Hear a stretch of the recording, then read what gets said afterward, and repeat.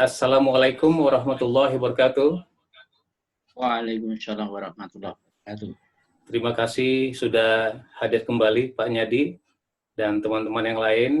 Mudah-mudahan masih ada yang kemarin nggak kebagian dan hari ini bisa bergabung ya. Tapi seandainya pun tidak, maka ini akan kita selesaikan. Nanti akan direkam dan kemudian akan di-share di grup juga.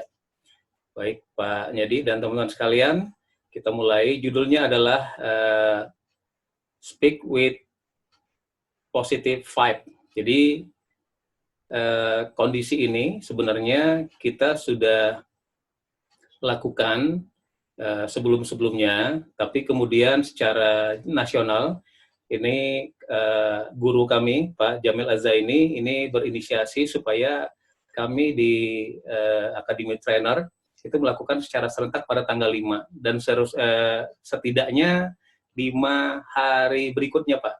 Ya, maka saya sudah melakukan 3 kali ya dengan materi yang berbeda-beda, tapi intinya adalah bagaimana bicara positif itu bisa menjadi vibrasi yang positif juga kepada orang lain ya.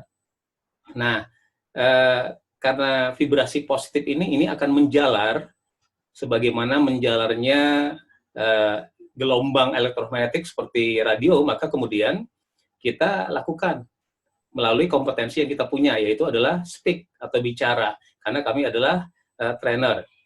Baik, speak with positive vibe, jadi mengundang keajaiban vibrasi, ya, semesta melalui bicara. Ya. Energi di alam semesta mengandung vibrasi atau getaran yang bergejolak atau berpola. Vibrasi negatif akan mengundang kejadian buruk dan vibrasi positif akan mengundang kejadian yang baik. Ya, itu secara umumnya seperti itu ya, Pak ya. Maka kemudian ada banyak cara mengundang kejadian baik dengan mengelola vibrasi positif tadi. Yaitu salah satunya melalui bicara. Salah yang lainnya ya dengan kegiatan-kegiatan positif ya seperti yang sudah dilakukan banyak orang sesuai dengan kompetensinya masing-masing. Dan kemudian bagaimana prosesnya, bagaimana agar bicara itu bisa mengubah keadaan. Nah, di sini kita akan melakukan sesuatu melalui bicara. Bisakah bicara itu mengubah keadaan yang tadinya kita cemas, kita takut, kita panik, kemudian dengan vibrasi yang kita tularkan ini orang-orang tidak perlu lagi takut, tidak perlu lagi panik, tidak perlu lagi cemas. Kenapa? Karena kecemasan, kepanikan, dan ketakutan itu akan melemahkan imun tubuh. Nah, disitulah kemudian virus akan mudah menyerang kita. Apalagi hari ini kita sama-sama terkena wabah virus COVID-19. Ya, jadi vibrasi positif laksana gelombang elektromagnetik yang memancar tanpa batas menembus frekuensi positif lainnya. Jadi gelombang elektromagnetik itu seperti pemancar SW ya, shortwave radio dipancarkan dari Australia, tapi kita bisa dengar di sini. Sama dengan bicara, sama dengan vibrasi. Itu adalah gelombang elektromagnetik yang kita pancarkan. Kalau positif, maka positif hasilnya. Siapa yang harus melakukan ini? Banyak. Bisa dokter, bisa peneliti, bisa konselor, bisa trainer, bisa Anda sendiri atau pebisnis. Ya, siapapun profesi kita, maka kita bisa melakukan vibrasi ini dengan medan perjuangan yang sama, yaitu mengubah dunia dengan bicara. Nah, kita sebut training ini menjadi speak with positive vibe, ya, bicara dengan vibrasi yang positif. Nah, kondisi sekarang kita sudah tahu sama ya, bahwasanya virus corona masih merajalela. Semakin hari sih datanya semakin bukan menurun, tapi meningkat. Bahkan data yang sudah didapat untuk hari ini, ya Pak ya, dari mulai 2 Maret itu sekitar 2 orang, dan hari ini 8 April itu 1 bulan lebih sedikit, itu yang sudah terpapar sekitar 2.956 orang. Dan itu adalah yang tercatat. Yang tidak tercatat, konon, menurut penelitian, itu bisa 27 kali lipatnya. Ya, artinya apa? Sekitar 75.000 orang yang sudah terpapar sejatinya, menurut penelitian, karena tidak banyak orang yang tahu terpapar atau tidak. Nah, mudah-mudahan yang terpapar dengan vibrasi positif yang kita tularkan, dengan mereka melakukan hal yang positif, maka virus itu tidak berkembang dalam dirinya. Nah, apa dampak virus corona?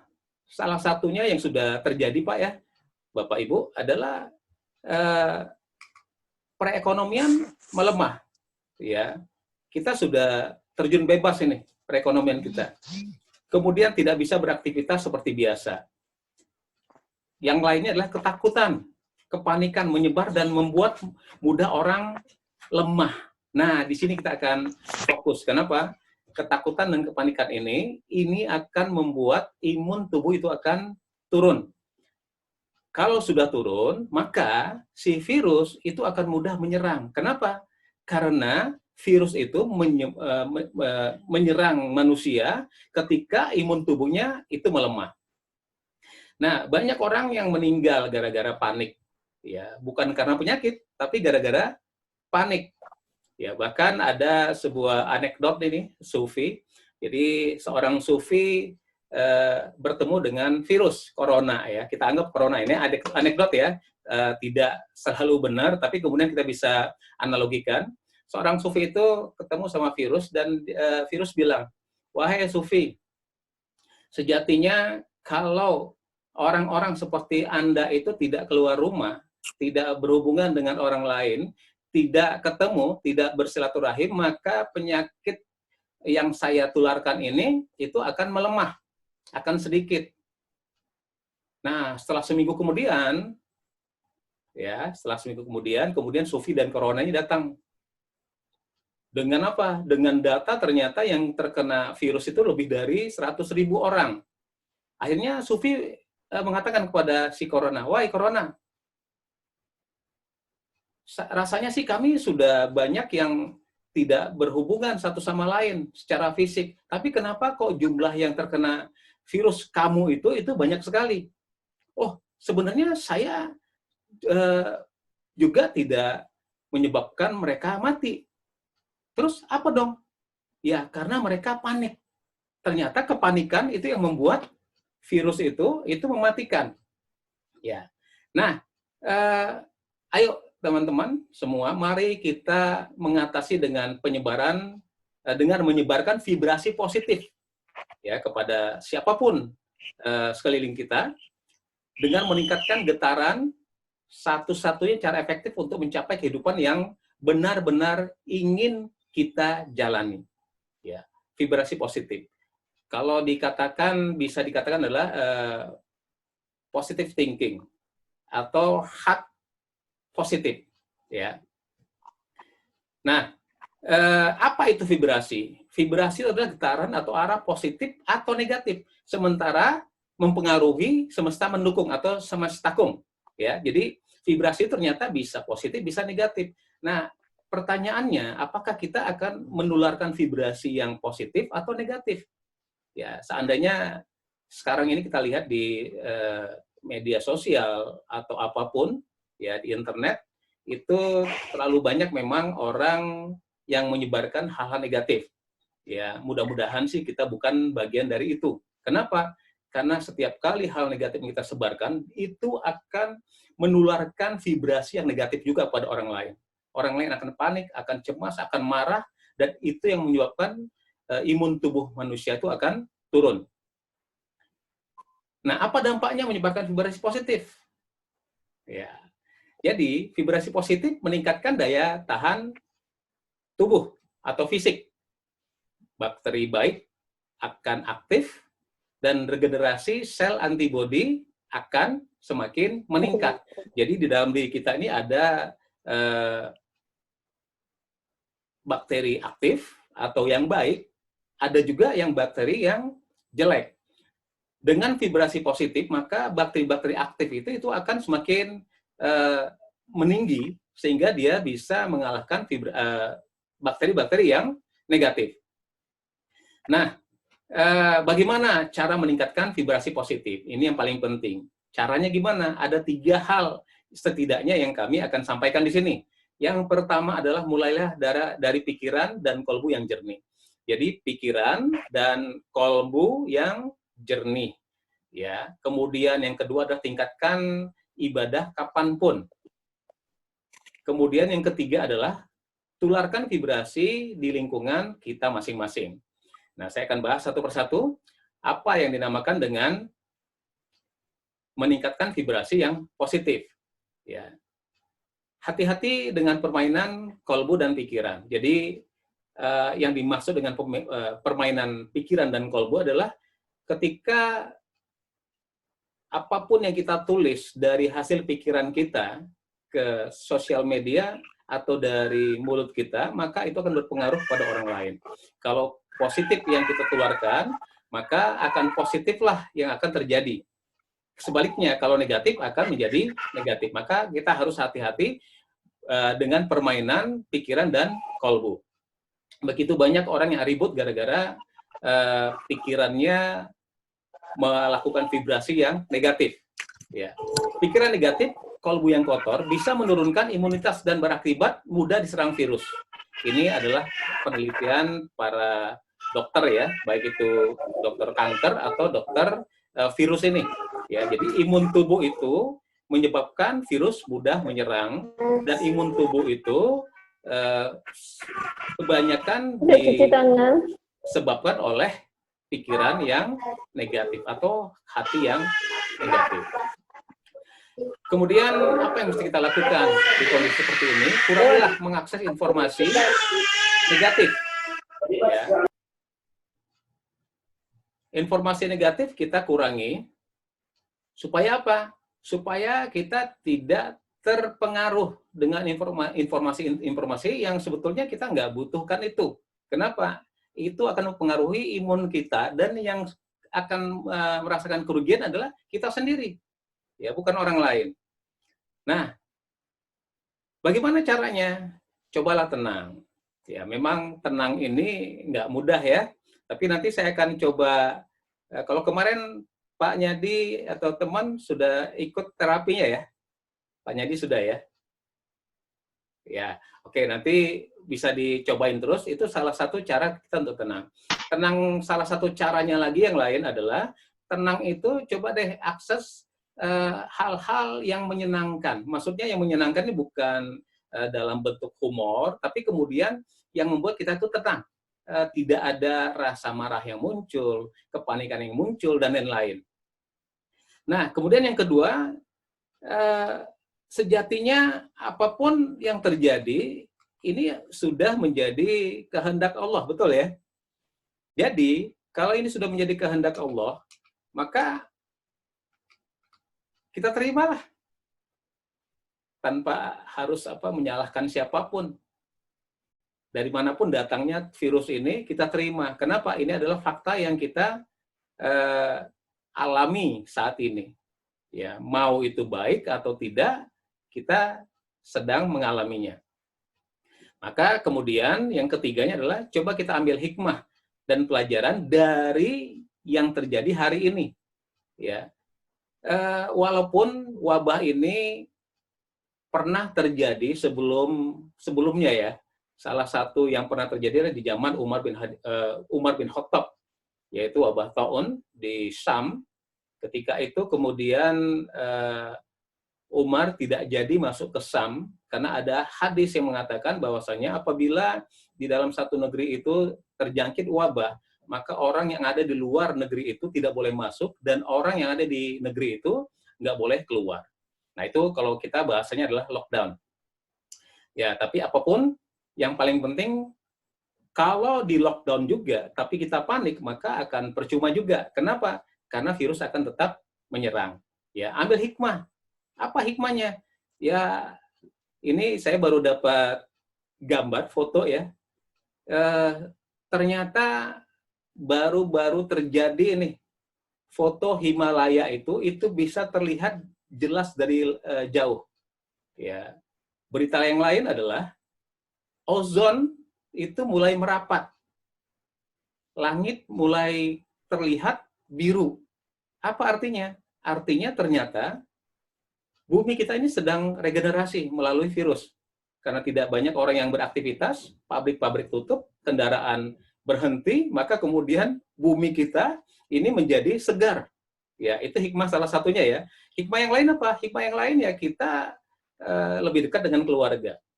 Sudah hampir sebulan kita terkurung dengan keluarga ya, secara umum ya, walaupun banyak drama di sana, tapi setidaknya kita lebih dekat. Karena apa? Karena sebelumnya mungkin kita nggak merasakan. Ya. Hikmah yang lain banyak.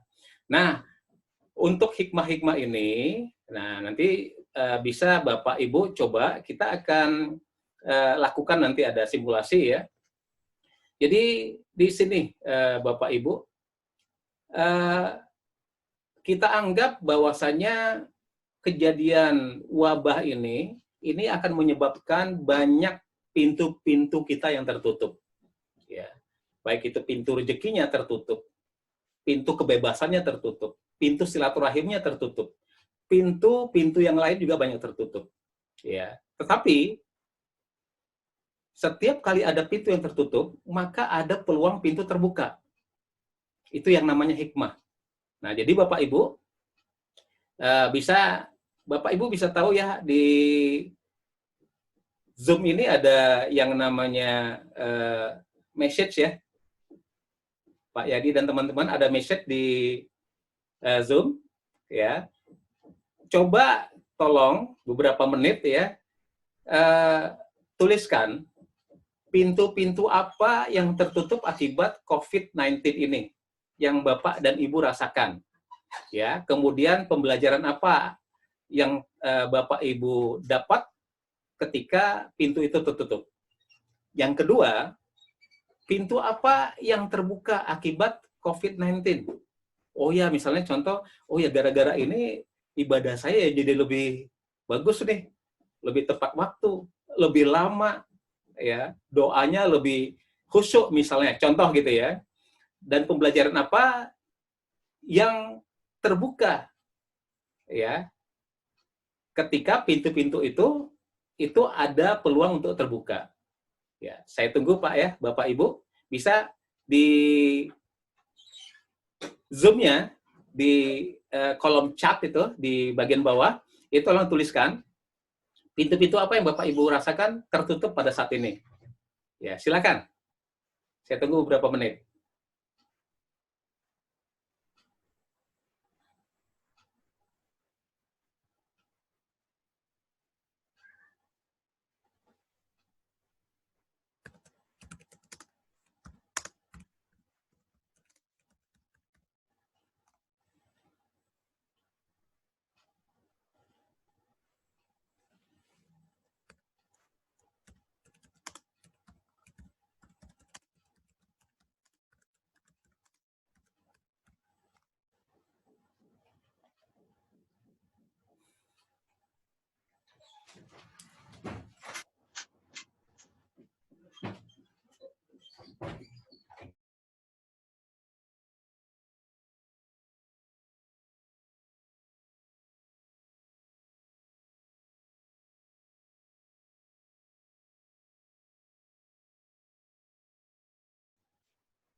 Saya rasakan tidak bisa bersilaturahim dengan keluarga yang ada di luar kota. Oke, salah satu yang bisa coba Bunda Faiz.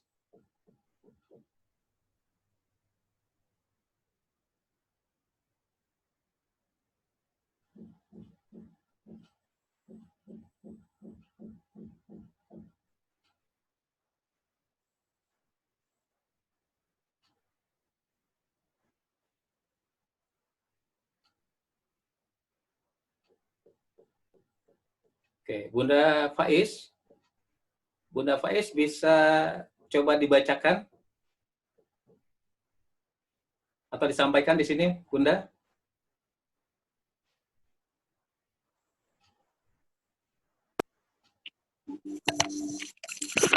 Halo, Assalamualaikum. Waalaikumsalam. Iya, Pak Pri. Ini yang saya rasakan kalau apa namanya pintu-pintu yang tertutup ini adalah saya tidak bisa silaturahmi ke keluarga, terutama keluarga besar saya yang ada di Ciamas. Oke. Ya mengingat apa di sini kan kita menjaga ya. Iya. Kita tidak tahu karena informasi dari pemerintah daerah Kabupaten Serang ternyata sudah ada yang positif 2. Di sana Iya. ya. Iya.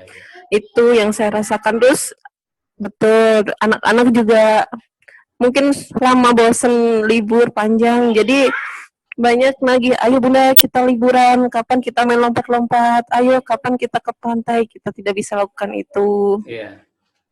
Itu sih Pak Pri yang saya rasakan. Iya.